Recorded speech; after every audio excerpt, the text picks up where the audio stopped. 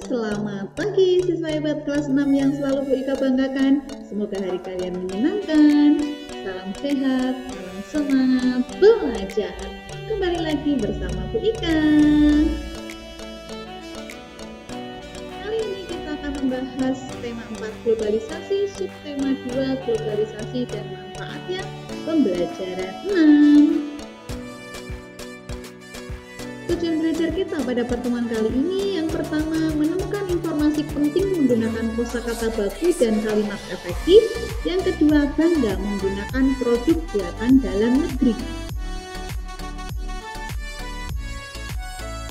Kata baku menjadi hal yang wajib diterapkan ketika membuat pesan tertulis maupun elektronik yang bersifat resmi atau dikirimkan kepada orang atau instansi tertentu. Menggunakan kata baku juga dapat melestarikan penggunaan bahasa Indonesia yang baik dan benar, serta dapat mempersatukan bangsa dengan satu bahasa, yaitu bahasa Indonesia. Untuk melihat apakah kata baku yang kita gunakan sudah baik dan sesuai aturan, adalah dengan melihat kata yang ingin kita gunakan di KBBI, Kamus Besar Bahasa Indonesia. Sedangkan kata tidak baku biasanya adalah kata yang telah dipengaruhi oleh beberapa faktor. Satu diantaranya adalah bahasa daerah, dan kata tersebut tidak ada di KBBI. Dan kata tidak baku tidak dapat digunakan dalam penulisan pesan formal dan resmi, namun lebih sering digunakan saat pengiriman pesan kepada teman atau sahabat, serta percakapan sehari-hari. Ada beberapa hal yang dapat dilihat untuk membedakan antara kata baku dan kata tidak baku, mulai ciri-ciri hingga penggunaannya. Menganalisis kata tidak baku pada kutipan berikut. Yang pertama, fotografi adalah salah satu pilar profesi yang masih tetap dan terus bertahan. Kalimat satu ini ada kata yang tidak baku, yaitu kata profesi. Penulisannya tidak menggunakan huruf P tetapi menggunakan huruf F. Yang kedua, di Indonesia kegiatan fotografi menjadi panggung semua fotografer dalam memamerkan karya-karyanya dalam Salon Foto Indonesia SPI tahun 2018 atau 2018. Nah, di sini ada penggunaan kata tidak baku, yaitu kata memamerkan. Harusnya kata tersebut memamerkan, gitu ya anak-anak. Kemudian ya kalimat yang ketiga, sampai dengan tahun ini SFI masih menjadi barometer perkembangan fotografi di tanah air.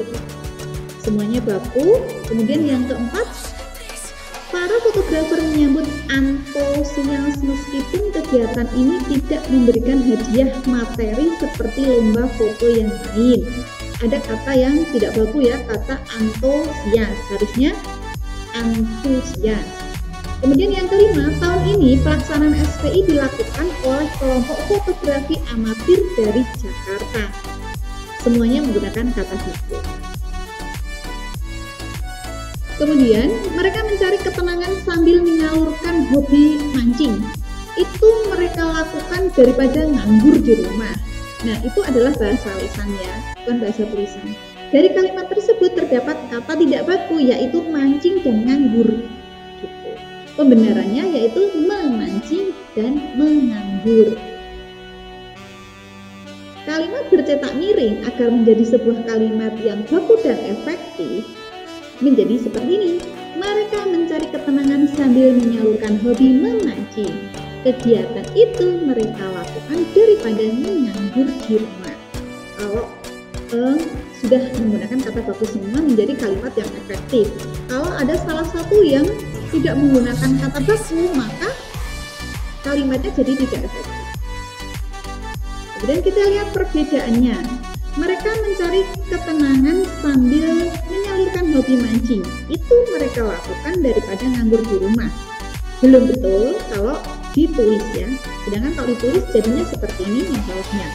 Mereka mencari ketenangan sambil menyalurkan hobi memancing.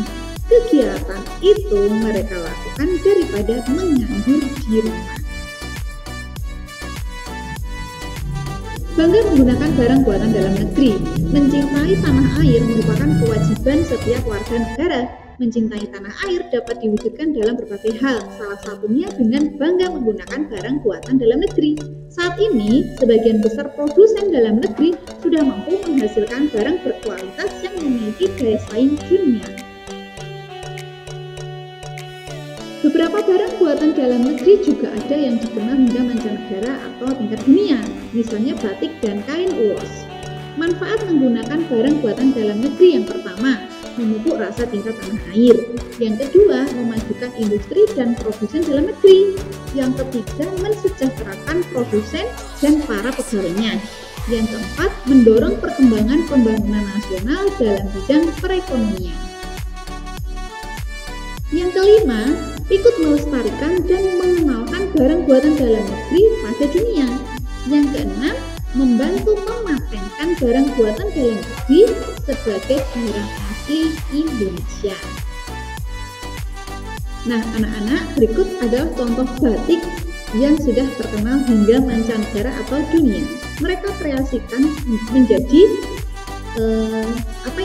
kostum dalam acara fashion show. Ya, anak-anak lihat batiknya ya. Kemudian ini juga batik yang dikreasikan sedemikian rupa. Sebenarnya orang-orang Indonesia pintar dan kreatif. Nah, ini kegiatan karnaval, mereka memperkenalkan batik hingga tingkat dunia. Nah, anak-anak, busana batik itu tidak hanya dikenal di dalam negeri, melainkan di luar negeri sebagai pengenalan kostum dalam ajang fashion show. Baik anak-anak, itu saja pembahasan materi kita pada pembelajaran 6 kali ini. Semoga membantu proses belajar kalian dari rumah.